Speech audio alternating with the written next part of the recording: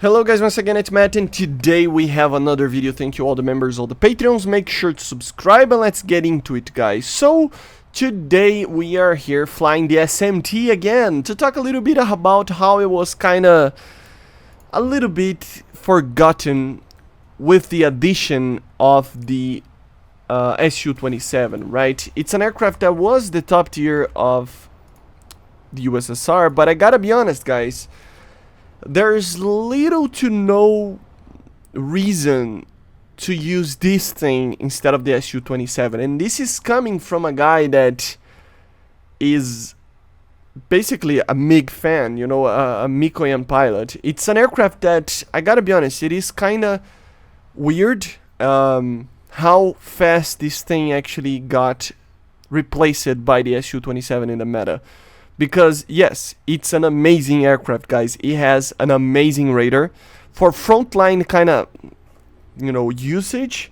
So basically just interceptions like this, it's the perfect aircraft, right? It has a very strong radar. The thrust on to weight of this thing is amazing. The engines are really strong. It fixes the problem of the original MiG-29s of not having enough fuel. So this thing has even too much fuel sometimes. Of course, it has the R-73s, which is probably the best missile out there for IR. And of course, you can always remember that this aircraft is not the greatest dogfighter in top tier. You know, the F-16s can beat this thing, the Su-27 can beat this thing, the Gripen can beat this thing, even the MatAWG, if you know what you're doing, can beat this thing. It's kind of sluggish on that area of just dogfights, right? But it has everything else going for it. Even the R-73 can kind of bridge the gap a little bit on performance when you don't have a lot of dogfight performance, right? And you can clearly see I'm playing the way that I normally play, flying very high, using the R-27s to kill people from 50 to 60 kilometers, and it works very well. You know, you can get a lot of kills by doing that. The next match it will be a perfect score of 2 kills with the R-27s, right? But yeah, that's the thing, guys. The Su-27 can do the same kind of thing. It has an amazing radar. I mean, the Zook radar might be better in certain situations, but in overall usage, the Su-27's one, the N001, it's alright enough. You know, it can deal with targets without having troubles. The missiles, of course, he uses the same R-73, and the R-27s, it not only carry 2, it can carry 6 R-27s, so you have a lot more of them. The thrust to weight being a little bit better compared to the one in the MiG-29, compared to the Su-27 on the MiG-29, can be a deciding factor if you really want to take that as an option, but to be honest, the differences between the two are very minimal, and in the dogfight, the Su-27 can almost beat every aircraft in the game, while the MiG-29 has some troubles beating some of the other ones. So at the end of the day, the Su-27 kind of became a buffed MiG-29. You know, a MiG-29 has more missiles, the same kind of range in the radar, the performance is better in a dogfight, and it's very similar in acceleration and everything else, and it has more fuel in general already, right? So there's really no reason. There's no reason, guys. I mean, this aircraft is amazing, but there's no reason to actually fly this thing instead of the Su-27. There is none. And even the research, I mean, it's shorter and easier to get the Su-27 first than the MiG-29. So yeah, and I think you can all agree with me. I mean, the Su-27 is an amazing aircraft. I always talked about how this aircraft would be just one of the best aircraft when it was added, if not the best for the meta, because it basically can do everything well. Even though the MiG-29 can also do that, it's just more, you know. So yeah, it's kind of funny, and you can see right here, if you use it correctly with the radar and the R-27s, it can be the perfect interceptor. It climbs like almost no aircraft in the game. He surely climbs better than the Su-27, but the difference is not that much, especially because the MiG-29 consumes a lot of fuel, so you eventually have to take the external fuel tank and get a little bit more weight, and with that, it kind of becomes a problem of just being slower because of that. But as you see, the first target that I shot, yeah, perfect shot from like 50 something kilometers. Very easy kill. You know, I just maintained the lock. I lost the lock mid-flight and I reacquired in another target. I saw another one over there, and of course I just maintained the crank as well. So for doing this type of interception, this aircraft is amazing. You lose the lock, but the radar is amazing. You can reacquire very easily.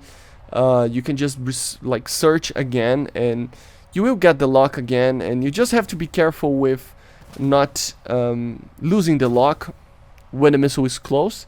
But even if you lose up close, like from far away, it's not gonna be a problem. You can reacquire the lock and still get the kill. So as you see, if you use it correctly, it is probably the most deadly aircraft in the BVR. That's for sure. You know, it's an aircraft that can turn the gimbal of the radar to 90 degrees. So for in this specific thing, it will probably be the best aircraft in the game because it combines the R-27 with the radar that can have a lot of range, so you can fire from above 50 to 60 kilometers if you really want to and have the energy. So the max range shots that we normally do in War Thunder can be done with it, with a missile that turns a lot. And at the same time, you can crank, basically notching, right, maintaining a 90-degree turn, something that not even the Su-27 can do, but it's literally the only real addition in the air-to-air. Of course, there is the air-to-ground of the SMT that I think is very, very successful as well. It is better than the Su-27 in some areas because it uses guided stuff. Remember, the Su-27 that we have in the game are the earlier ones, so they don't have guided stuff for air to ground. But there is a game problem over here. The problem is that the bombs and missiles that this thing uses guided for air to ground are TV guided, so they are very expensive for you to respawn in. So you're not gonna be able to use them all the time, you know, depending on the match, yes. And if you are a good tank player, you should be able to get. But there's always this problem. TV guided weaponry are kind of hard to use sometimes, and they are very expensive for the performance that they have in the game, in my opinion.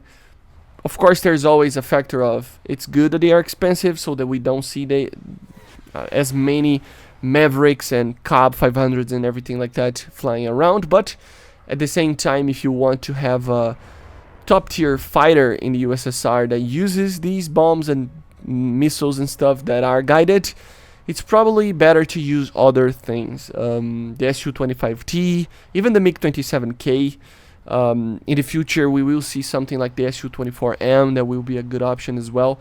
Just think that the MiG-29 is better than the Su-27, but it's still limited on that regard. But it's a little bit better. So at the end of the day, yes, guys, the aircraft itself kind of got a little bit, you know, not forgotten, but really the idea here is that it was kind of overshadowed by the Su-27. There's no really a good reason to fly this thing. I will still continue to fly this thing. I love the MiG-29 SMT. It's the perfect aircraft for me. You know, it's light enough. It accelerates like nothing in the game almost. The missiles are amazing. And it's just very nimble. You know, the Su-27 can be very sluggish depending on the situation. It feels like a heavy aircraft. But it's hard to like really comprehend, because in a dogfight, the Su-27 can beat this thing fairly easily if you know what you're doing, right? So, I don't know, guys. If you are choosing one of the two to actually go for it in top tier Soviet Union, try to go for the Su-27 first. It is going to be a more complete aircraft. Remember, for MiG-29s, there aren't that many MiG-29s left to be added. There is the K, of course, the naval one that probably will be added under the Yak-41 or something like that. And then, what is that? Jesus Christ, did you hear that explosion? Jesus Christ, but something exploded in my neighborhood over here. But at the end of the day, you know, the MiG-29 just doesn't have a lot of variants. So the K, we have the 35, and even the M that they can add. But to be honest, they're all going to be kind of the same from what we have with the SMT. The M or the 35 should be a little bit better in some regards, but in general they will be very similar. And the Su-27, oh boy, we are getting into some heavily populated areas, right? The Su-27 has a lot of variants, so to be kind of future-proof, if you are choosing between the two to actually grind for your top-tier lineup, the Su-27 is the way to go for the for 99% of the players. For the like weird ones that really enjoy a MiG-29 like I do, yes, still, don't get me wrong, the MiG-29 is amazing and can win matches alone. It's the most amazing aircraft in my opinion. It's the most fun I have in the game, for sure, with the MiG-29. But, as I said, the Su-27 becomes kind of a better option for the average player, right? So yeah, as you saw, in BVR you can beat basically everything, and in the dogfight it might not be the best, but you can still have the R-73s to get everybody in off-board shooting kind of line of thinking. But anyway, I hope you enjoyed. Make sure to subscribe, and I see you guys on the next one. Bye guys, see ya.